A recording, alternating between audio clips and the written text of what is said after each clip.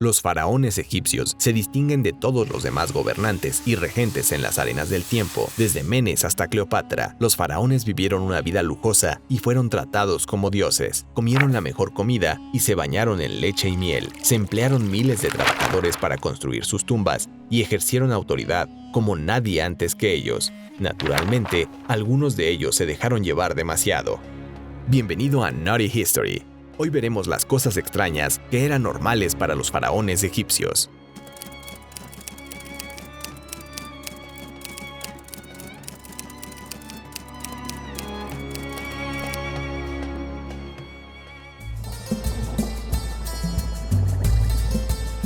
Apries tenía zapatos bastante grandes que llenar como faraón en su ascensión, ya que era hijo de uno de los reyes más influyentes de la 26ª dinastía. Psamético II es recordado por su papel como guerrero dinámico, estratega militar y gobernante exitoso que construyó prolíficamente el imperio y los edificios al mismo tiempo. Pero la figura central de esta historia no es Apries ni Psamético II, sino un general del ejército de Apries llamado Amasis. Apries trató de seguir los pasos de su padre al continuar construyendo más templos y mezclándose en asuntos palestinos. Esta política lo llevó a enfrentar varios conflictos militares en el frente interno y externo.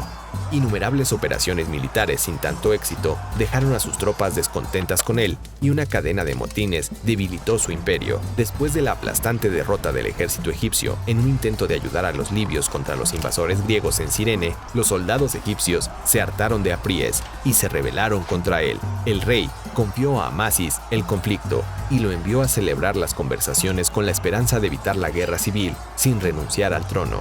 Pero este fue otro error garrafal de Apries. Amasis no era más que un político codicioso y oportunista, también era cleptómano, pero de eso hablaremos más adelante. Cuando Amasis llegó al campamento de los soldados, pudo ver con una sola mirada que las probabilidades estaban totalmente a favor de los amotinados. Cuando los soldados le ofrecieron unirse y liderarlos, arrojó por la ventana los términos de la negociación del faraón, se volvió hacia el mensajero del faraón y flatuló en la dirección general del palacio del faraón y le dijo al mensajero: llévale eso al rey. A pesar de tomar el trono por la fuerza, Amasis pudo hacer muchas reformas importantes. Derrotó y mató a Apries en el campo de batalla, pero le dio al ex-rey un funeral real apropiado y se casó con su hija para legitimar su sucesión al trono. Sin embargo, nunca pudo perdonarse a sí mismo por traicionar a su faraón y se le ocurrió un método muy sádico para sentirse culpable.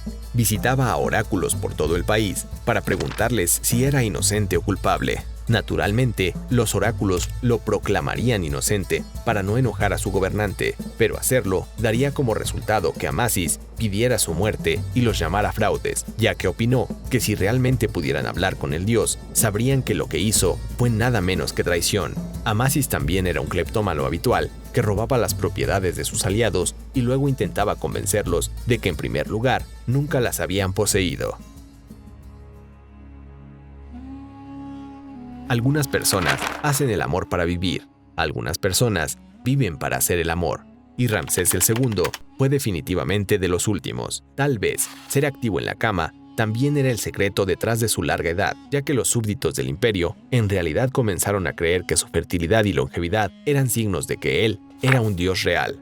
En una época turbulenta cuando los faraones caían muertos jóvenes debido a complots y planes en su contra, Ramsés II logró vivir hasta la edad de 91 años. Incluso cuando era viejo y frágil, se mantuvo activo tanto en la corte real como en su lecho real. Construyó más estatuas y monumentos que cualquier otro faraón y posiblemente también engendró más hijos que cualquier otro faraón. En el momento de su muerte, tenía 9 esposas vivas y al menos 100 hijos conocidos. Espera, oh Dios mío, era el Walder Frey de la vida real, y como el señor senil de Juego de Tronos, también se casó con casi todas las chicas bonitas que vio. Se negaría a firmar tratados de paz después de invadir con éxito países hasta que le entreguen a sus hijas. También se casó con al menos 3 de sus hijas, incluida la primogénita, y al menos una hermana, que también podría haber sido su hija.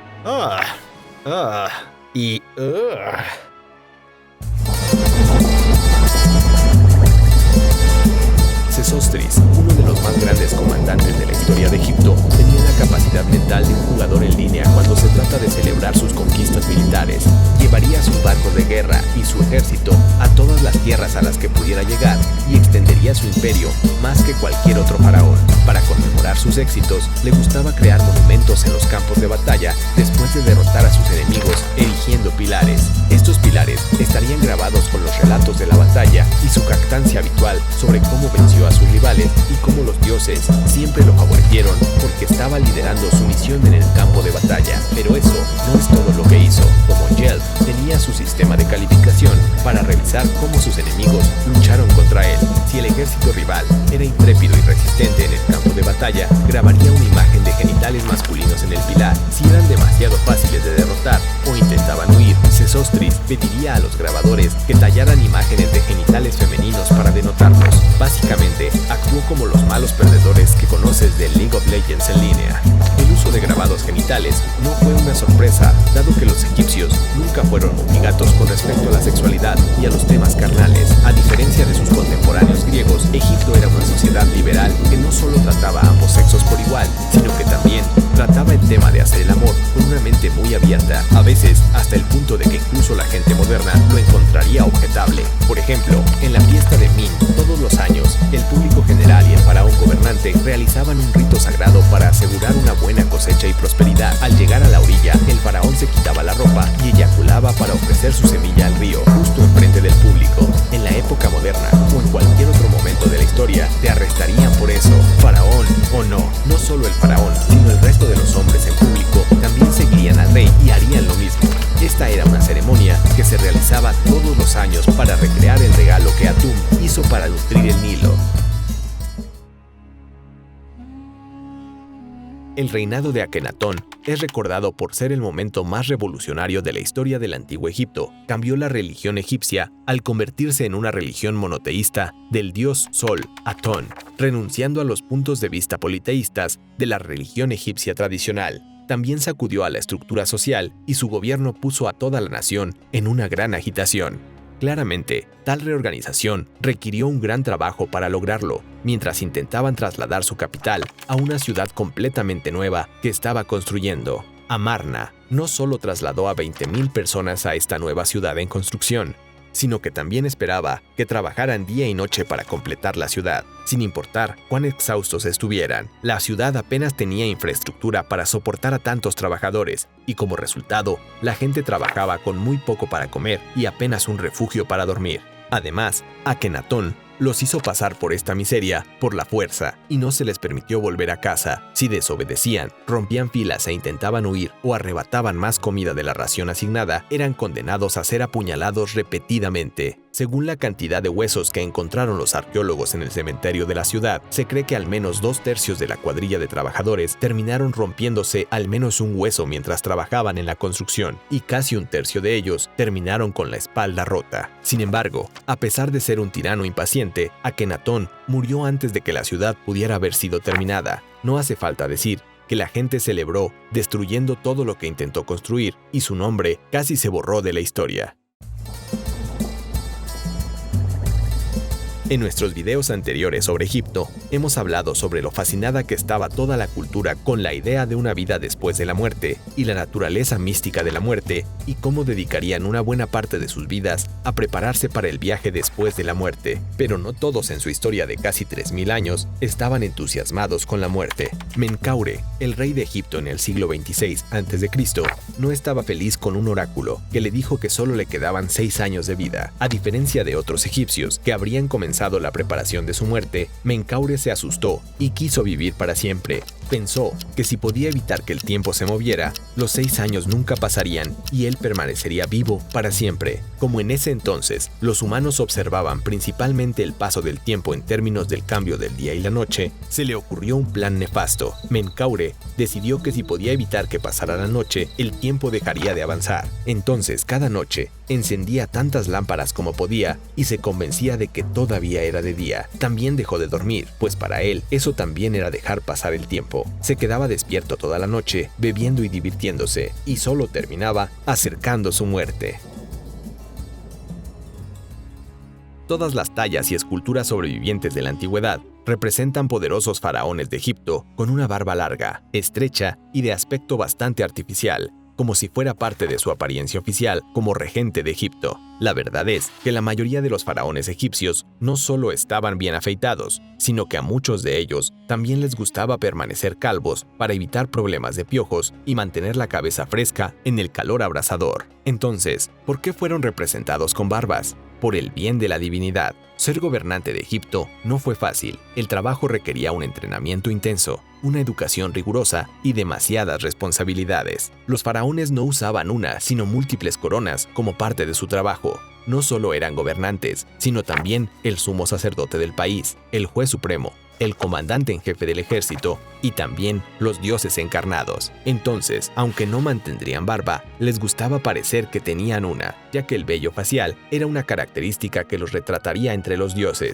Sí, en el antiguo Egipto, la capacidad de dejarse crecer una barba saludable y elegante era un signo de divinidad. Típicamente trenzadas con fuerza, las barbas se diseñaron en un estilo particular que se parecería al vello facial de los dioses. Usarían pelo de cabra para fabricar estos magníficos estilos de barba, ya que se suponía que el pelo de cabra es delgado en la parte superior y se ensancharía más abajo. Al igual que en la actualidad, las barbas también eran un signo de masculinidad durante la civilización egipcia. El vello facial estaba fuertemente relacionado con la fuerza, la masculinidad y la fertilidad masculina en ese entonces. Pero ese no fue el caso con el término faraón. Esto puede ser confuso, ya que faraón se traduce literalmente como la palabra inglesa rey, pero para los antiguos egipcios el título era más un término neutral en cuanto al género. De hecho, la palabra faraón ni siquiera es egipcia, es una pronunciación griega o hebrea de la palabra egipcia fera, que significa casa grande. Faraón se conocía originalmente como el palacio del rey y no se convertiría en un término para el gobernante hasta alrededor de 1450 AC. Es cierto que entre los 170 faraones conocidos, la gran mayoría eran hombres, pero Egipto tenía un puñado de mujeres gobernantes que también eran llamadas faraones. Una de las pocas mujeres que gobernó Egipto fue Hatshepsut, quien tuvo que romperse el trasero para convertirse en faraón y luego retener el trono durante su reinado. Hoy en día se la recuerda por ser responsable de la construcción de algunas de las maravillas arquitectónicas más conocidas del antiguo Egipto. Sin embargo, durante su tiempo, tuvo que sortear muchas críticas de las personas que la rodeaban por su reclamo al trono solo por su género. Probablemente, por eso se sintió insegura sobre su feminidad y ordenó a todos los artistas de Egipto que la dibujaran solo con barba. Hoy en día, ninguna talla o escultura disponible de ella la muestra sin barba completa y bíceps voluminosos y fornidos. También esperaba que todos se dirigieran a ella como hijo de Ra, por lo tanto, también se presentó de manera similar. Los historiadores creían que es muy posible que tal vez también usara una barba falsa en la vida real.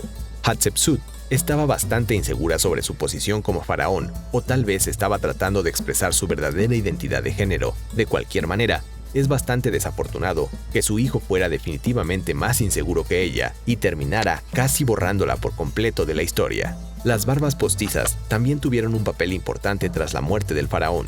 Su representación después de la muerte siempre fue la imagen de Osiris, el dios de la muerte y el más allá. Parte de esto implicó emular su barba, que tenía un ligero rizado en la punta. Las barbas postizas a menudo se colocaban sobre los ataúdes de los faraones, ya que los ataúdes presentaban con frecuencia ilustraciones de sus rostros. Cuéntanos en los comentarios si puedes agregar otros datos extraños sobre los faraones egipcios. Y como siempre, gracias por ver Naughty History. No olvides darle me gusta y suscribirte.